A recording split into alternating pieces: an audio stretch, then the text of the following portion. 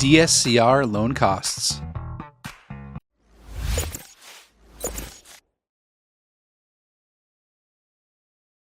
Hey, what's going on, everybody? It's Jeff Chavarthan, Jeff the Mortgage Bro. Thanks so much for watching today. I really appreciate it. Today we're looking at DSCR loans, and in particular the costs associated with these types of loans. So, I've been fortunate enough to be able to do a lot of these over the last couple of years. This is becoming my niche very quickly in doing mortgages across the United States, and DSCR loans are really fun to do. And what I love about them is that they are helping investors, people creating cash flow for themselves. And I think that's such a great thing to be able to do. So before I get into it, if you could do me a huge favor, if you could like my video down below, if you think that these videos are awesome, please go ahead and click on the like button.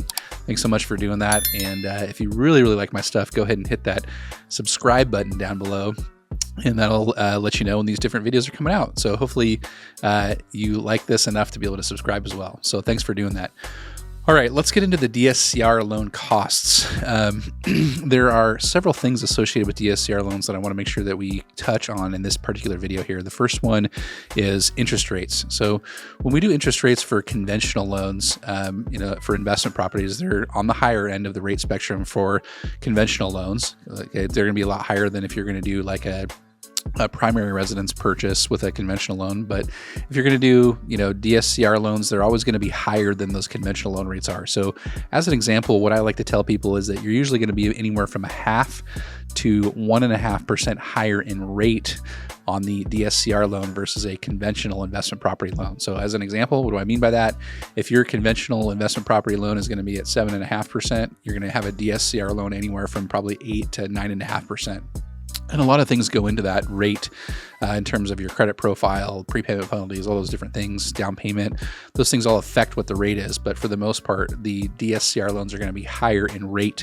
So that's definitely a cost that we want to look out for when we're doing DSCR loans. The second thing is reserves.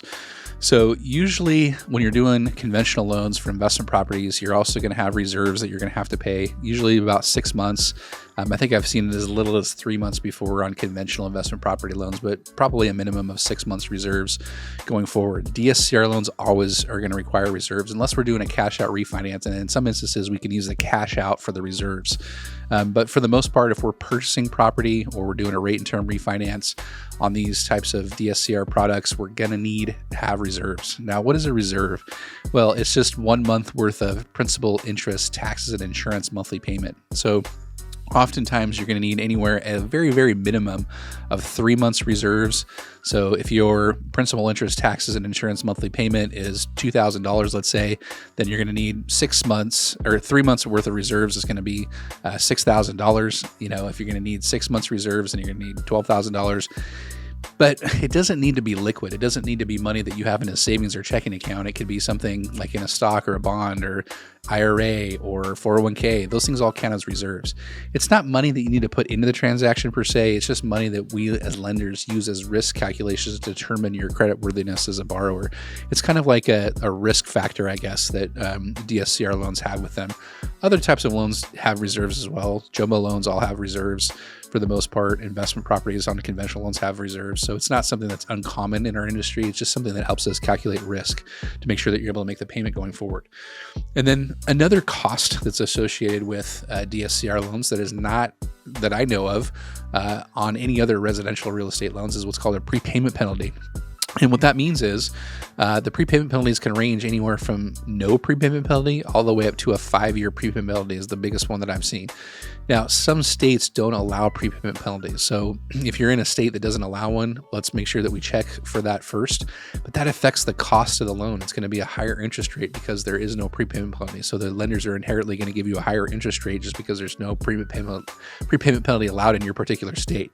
So we have to take that into consideration. But the way that we can figure out, prepayment penalties and how they're going to affect the cost of the loan is if you go with a shorter amount of a prepayment penalty, so anywhere from 0, 1, or 2 years, it's probably going to be on the higher end of the rate spectrum. And, there's reasons why you may want to do that though, because if you think the interest rates are going to go down in that amount of time and you're going to be able to refinance to a lower interest rate, then it makes sense to pay the cost now and have a shorter term prepayment penalty.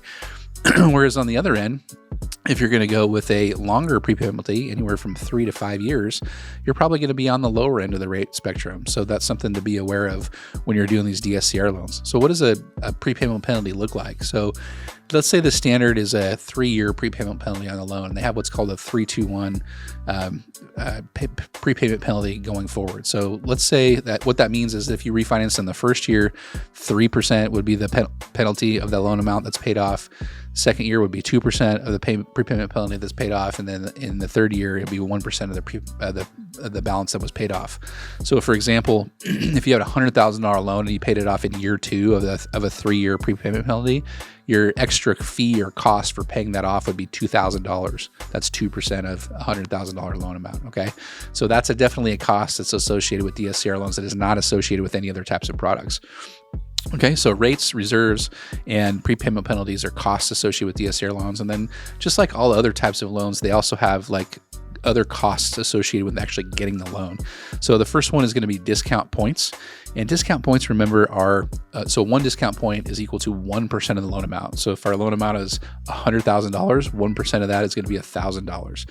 So DSCR loans, depending on the loan amount, depending on lots of different types of factors like credit, down payment, equity position, all those different things play into the value, what the DSCR ratio is. Those can affect the amount of discount points that you have to pay on a transaction. So DSCR loans, usually what I see is anywhere from 1 to 4 points. That's also, compared to the loan amount as well. So if you have a lower loan amount, it's probably going to be more points. If you have a higher loan amount, it's going to be a little bit less in terms of points. So just something to keep in mind. Conventional loan investment properties mostly have discount points as well. So something to be aware of as a cost going forward. We're also going to have what's called an admin fee on DSCR loans. That's a broker fee of $6.95 for the current company that I work with. It's something that is just a fee that you have to pay. That's a broker fee. There's a processing fee that allows us to process the file for you. That's typically anywhere from $500 to $800 roughly, depending on who's processing your loan. You have underwriting fees. And so with DSCR loans, those can be somewhat expensive, especially on the bigger end of the loans here. So those range anywhere from, let's say, $1,000 to $2,000, just typically. And, to be like on the more expensive, more complex types of transactions, you're going to have a premium penalty is on the higher end of that, on that spectrum. Appraisal costs on DSCR loans, you're always going to have an appraisal, and then it's also going to include a rental survey as well. Sometimes we need to do faster, so we have to charge a rush fee on those. And so appraisals can be anywhere from $500 to $1,500. If you're doing loan amounts that are over $1 million, oftentimes you're going to need 2 appraisals going forward. So, just factor that into the cost of doing a DSCR transaction when you're going forward. And then lastly, you're going to have title and escrow fees. These are going to vary tremendously by state and where you're at. Things like settlement fee, things like attorney fees, notary fees, title insurance. Those are all different factors that could play into what the cost of the title and escrow fees are. It's really hard to estimate those going forward, but just expect some costs from the title and escrow company as well that you're going to do for a DSCR loan. All right, so hopefully that gives you a pretty darn good idea of the different costs associated with doing a DSCR. If you guys have any questions at all about these types of loans, please feel free to reach out to me, and I would love to be the one that helps you out with this. I'm going to put my calendar link down below, and if it's something that you really want to talk to me about, let's have a conversation about doing a DSCR loan, and let's talk about the costs associated with doing that. Thanks so much for watching, and I will see you on the next show. Have a good one, guys. Bye.